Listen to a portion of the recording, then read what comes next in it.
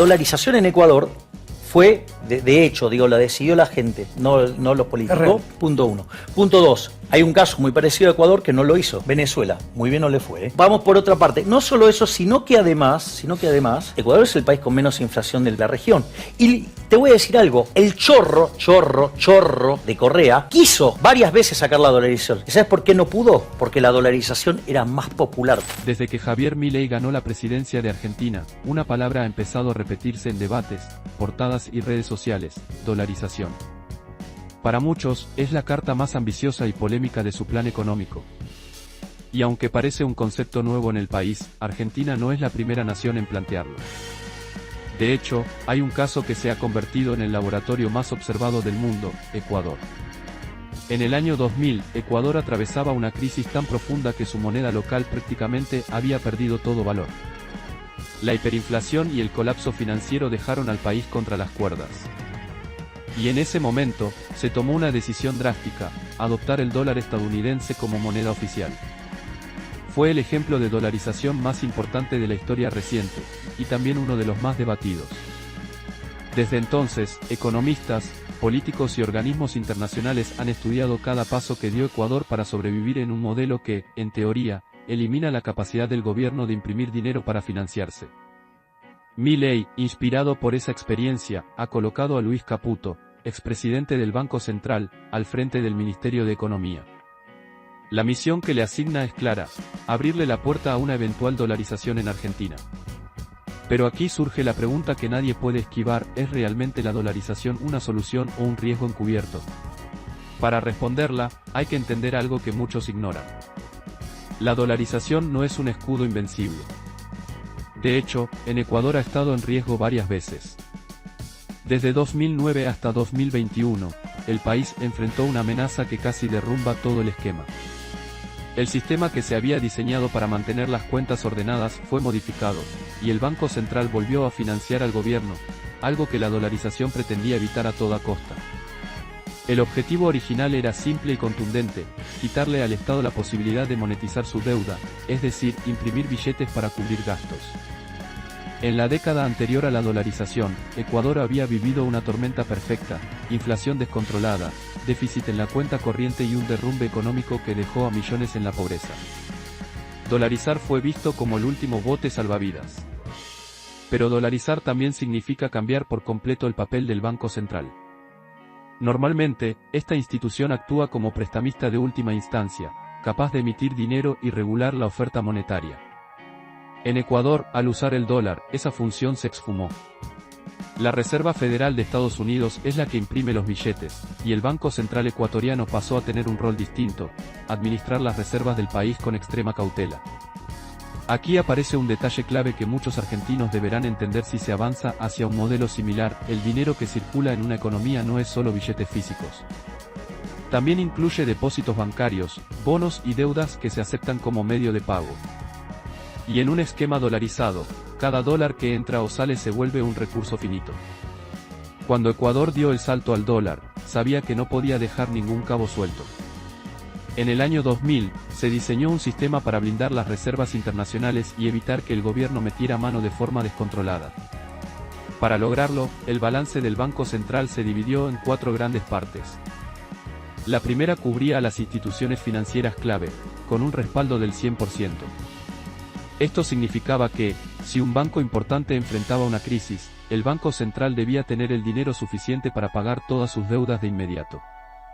La segunda parte también tenía respaldo total y estaba destinada a las instituciones financieras públicas, garantizando que el sector estatal bancario no se derrumbara bajo una crisis de deuda. La tercera parte ya no estaba respaldada al 100%. Aquí entraban sectores como la seguridad social y empresas públicas que no tenían un papel financiero directo. Y por último, lo que quedaba de las reservas se destinaba al resto de la economía. El mensaje era claro: primero se salvaguarda al sistema financiero, después al Estado, y con lo que sobre, se atienden otras áreas.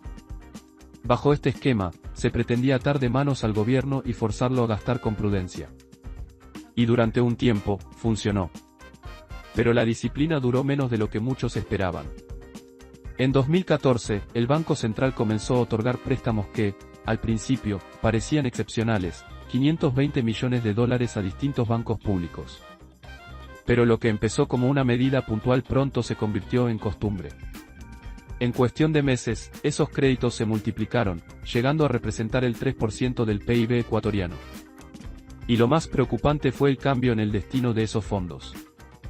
En lugar de ir al desarrollo del sector privado, como se había planteado, gran parte terminó financiando al gobierno central a través de deuda pública. Para finales de 2014, los valores gubernamentales representaban una cuarta parte de los activos de los bancos públicos, unos $2.000 millones. Ese mismo año, se aprobó el Código Monetario y Financiero Orgánico, conocido como COMIF.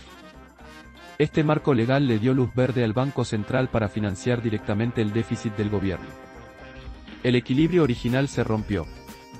En 2021, la deuda del Banco Central con el gobierno alcanzaba los $6.000 millones, con vencimiento antes de 2035.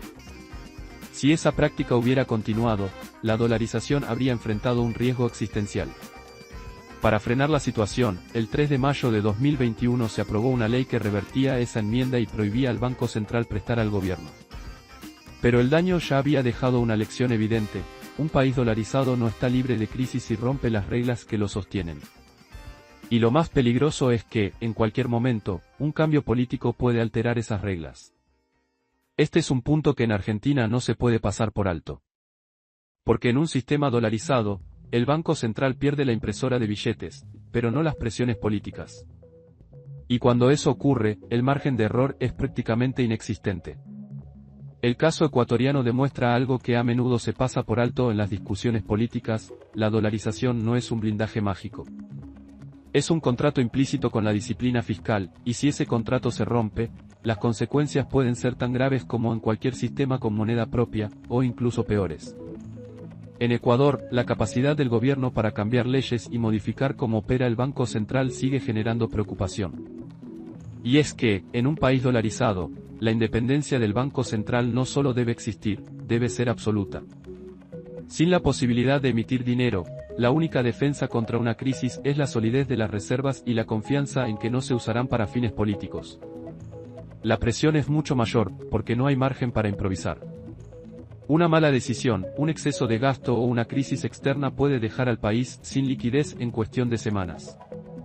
Y en ese escenario, la única salida sería un ajuste doloroso, en el peor de los casos, abandonar la dolarización, lo que sería un golpe devastador para la economía y la credibilidad internacional. En Argentina, el debate no es solo económico, sino político e institucional. Dolarizar implica entregar el control de la política monetaria a otro país, en este caso, Estados Unidos, y depender de la capacidad interna para generar y retener dólares.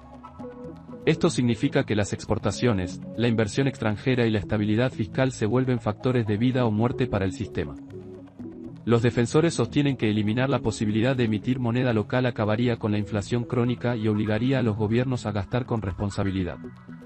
Los detractores advierten que, sin soberanía monetaria, Argentina quedaría expuesta a cualquier shock externo y sin herramientas para reaccionar. Ecuador sigue siendo el ejemplo más visible, y desde la llegada de Milei, los ojos de analistas y políticos están puestos en su experiencia. Algunos ven en ella un modelo a seguir, otros, una advertencia clara. Lo cierto es que la dolarización no es una cura mágica, sino un camino exigente que, una vez tomado, es muy difícil revertir. Así que la pregunta queda abierta: ¿está Argentina lista para asumir esa disciplina y las consecuencias que implica? Porque una cosa es prometer estabilidad, y otra muy distinta es sostenerla año tras año, gobierno tras gobierno.